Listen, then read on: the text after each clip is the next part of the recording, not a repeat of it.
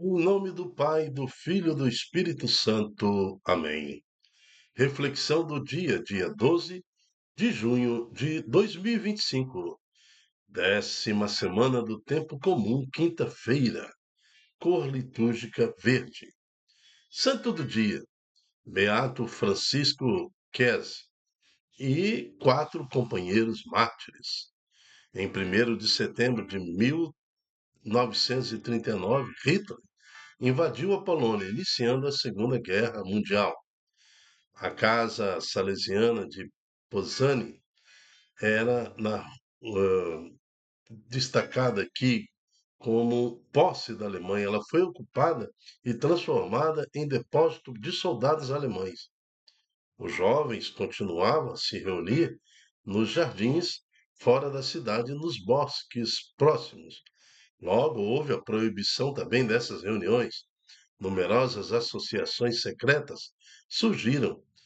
Em setembro de 1940, Francisco Kese e 4 jovens oratorianos foram presos sob acusação de pertencer a uma dessas organizações ilegais. Ou seja, era proibido juntar-se e orar, glorificar a Deus, evangelizar, falar até no nome de Jesus. Mais tarde, foram transferidos para várias outras prisões, onde nem sempre tiveram a sorte de estar juntos. Regressados a Poznan, foram julgados e acusados de alta traição e sentenciados à morte. Eles foram martirizados em Dresden em 24 de agosto de 1942. Que o bom exemplo e fidelidade e fortaleza desses jovens salesianos nos inspirem a lutar contra o pecado, a violência desse mundo, a vencer todas as tribulações desta vida com auxílio da sempre Virgem Maria, nossa mãe. Amém. Beato Francisco Quez e os seus companheiros, rogai por nós. Vamos ver hoje, dentro da liturgia da palavra, na primeira leitura, o que nos chama a atenção é quando no capítulo 4, versículo 1, o Paulo fala: não desanimemos. Nós não podemos desanimar no exercício desse mistério ou ministério que recebemos da misericórdia divina. Então, não desanimamos, né? De forma nenhuma. Que todos esses obstáculos da nossa vida de realidade, seja ele financeiro, seja ele problemas emocionais, de relacionamento, problemas com filhos, na família, no trabalho, o que quer que seja, não causa em nós espírito de desânimo. É isso que fala a primeira leitura. No Salmo 84, lembra que a glória do Senhor habitará em nossa terra.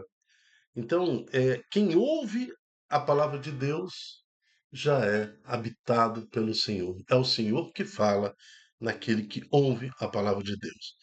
E no Santo Evangelho, né, que vai nos lembrar que é necessário esta harmonia. O perdão tem que sair de nós. O perdão cabe a cada um de nós. O perdão é um ato daquele que se percebe em Deus. Quem se percebe em Deus, ele vive o perdão, né? Sempre perdoando, sempre harmonizando-se com o irmão. Vamos juntos ouvir a palavra de Deus.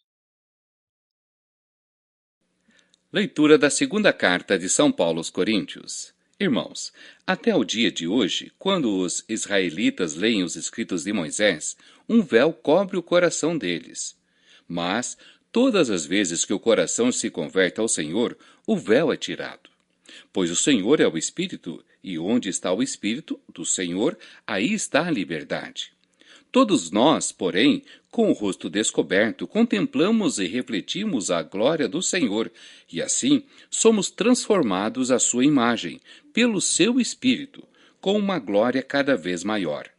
Não desanimamos no exercício deste ministério que recebemos da misericórdia divina. E se o nosso evangelho está velado, é só para aqueles que perecem que ele está velado. O Deus desse mundo cegou a inteligência desses incrédulos para que eles não vejam a luz esplendorosa do Evangelho da glória de Cristo, que é a imagem de Deus. De fato, não nos pregamos a nós mesmos, pregamos a Jesus Cristo, o Senhor. Quanto a nós, apresentamo-nos como servos vossos por causa de Jesus. Com efeito, Deus que disse: do meio das trevas brilha a luz, é o mesmo que fez brilhar a sua luz em nossos corações, para tornar claro o conhecimento da sua glória na face de Cristo. Palavra do Senhor, graças a Deus. Salmo 84. A glória do Senhor habitará em nossa terra.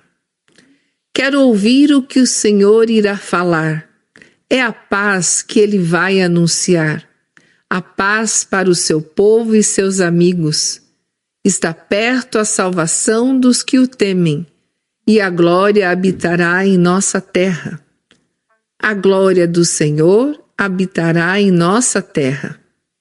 A verdade e o amor se encontrarão. A justiça e a paz se abraçarão. Da terra brotará a fidelidade, e a justiça olhará dos altos céus. A glória do Senhor habitará em nossa terra. O Senhor nos dará tudo o que é bom, e a nossa terra nos dará suas colheitas. A justiça andará na sua frente, e a salvação há de seguir os passos seus. A glória do Senhor habitará em nossa terra. Proclamação do Evangelho de Jesus Cristo segundo Mateus.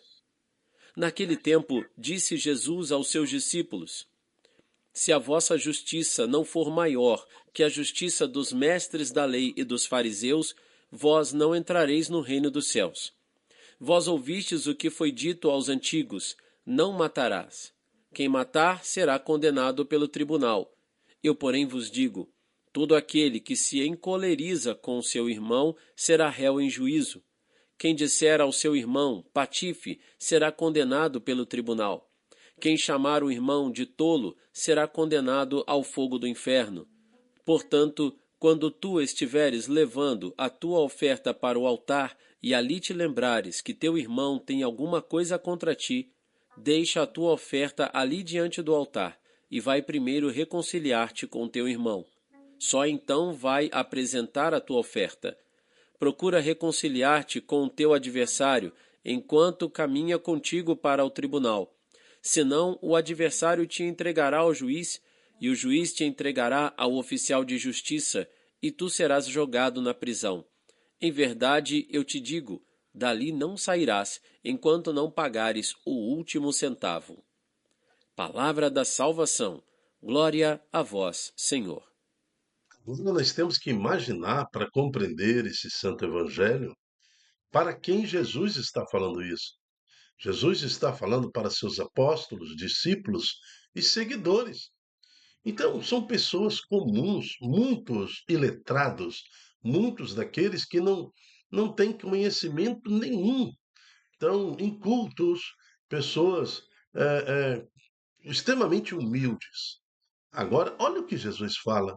Se a vossa justiça não for maior do que a justiça dos mestres das leis e dos fariseus, vós não entrareis no reino dos céus.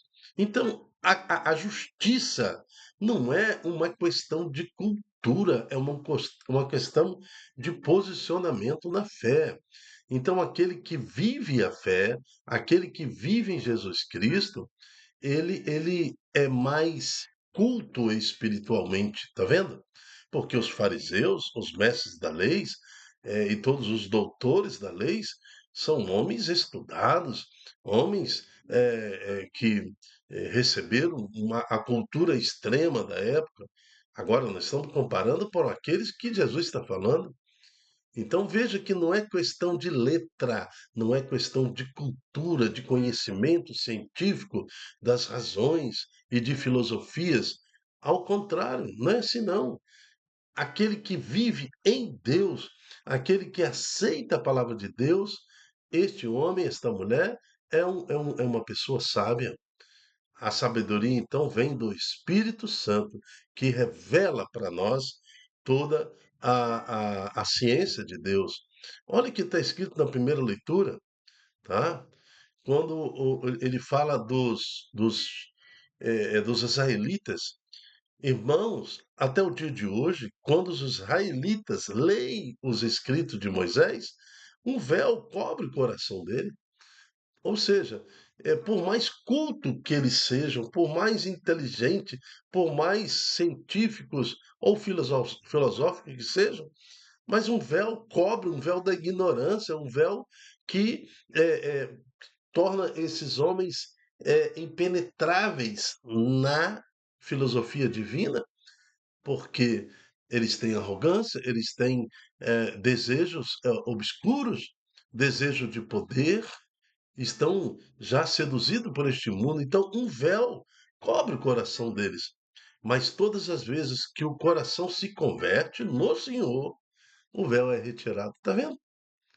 Então, quando nós temos essa disposição em aceitar uma pregação, ouvir a palavra, ou receber o Espírito Santo docilmente, deixar que o Senhor entre na nossa vida, este véu da ignorância é tirado, né? Pois o Senhor é o Espírito, e onde o Espírito do Senhor está, aí está a liberdade. A liberdade. Conhecereis a verdade, e a verdade vos libertará. Então, por isso, assim, comparando a primeira leitura com o Santo Evangelho, fica mais fácil para a gente entender que a nossa justiça ela tem que ser maior do que os mestres da lei, do que os fariseus, os doutores. Então, agora sim, a gente consegue compreender que aqueles homens e mulheres que escutavam Jesus, então, puxa vida, se eu aceito Deus na minha vida, a minha justiça ela tem que ser maior do que a justiça do mundo. Vamos comparar com os dias de hoje. A justiça do mundo fala, pode matar. Pode matar que não vai ser preso, pode matar que não vai ter problema processual nenhum para você. Isso está na Constituição do nosso país e de muitos outros países. Né? Pode fazer um aborto, ou seja, pegar uma criança viva dentro do ventre de uma mulher e matar sem consequência nenhuma. Pode utilizar, inclusive, todo as tecnologias, instrumentos, estruturas hospitalares do Brasil para praticar esse crime. A Constituição fala isso.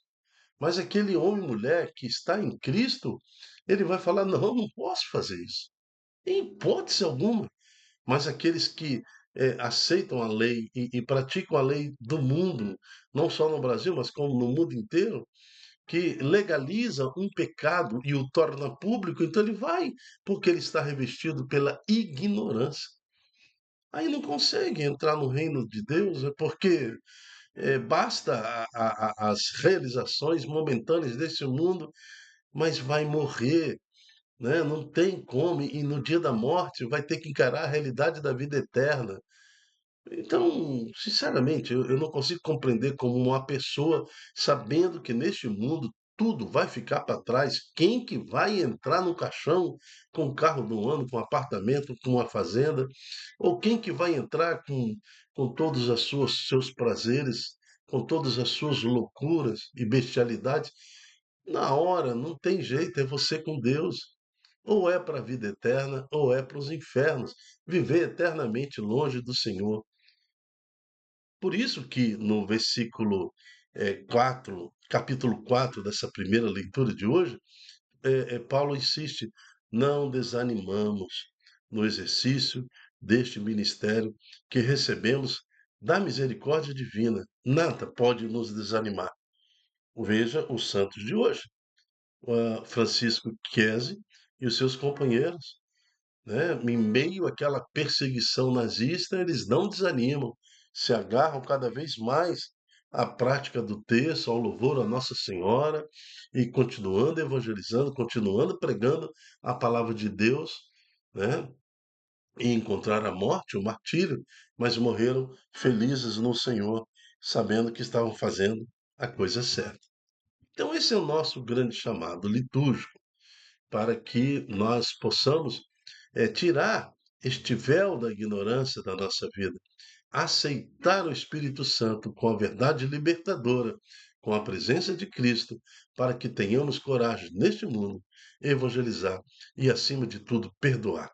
Procura reconciliar-te com teu irmão ou com teu adversário enquanto caminha contigo, né, para esse dia final, o dia do julgamento. Senão o adversário te entregará ao juiz, ou seja, seus atos serão condenados, né?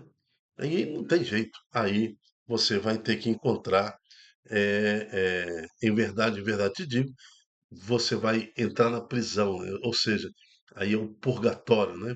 E dali não sairá enquanto não pagares o último centavo. Então aí está a questão do julgamento final, está aí da nossa vida diante de Deus. O que queremos? A vida eterna ou queremos eternamente estar longe do Senhor? Então é o que nós estamos fazendo com a nossa vida hoje que nos conduz o caminho. Que o Espírito Santo em nós possa iluminar a nossa vida. Sejamos luz para iluminar muitas almas nesse mundo, mesmo que isso nos cause a morte.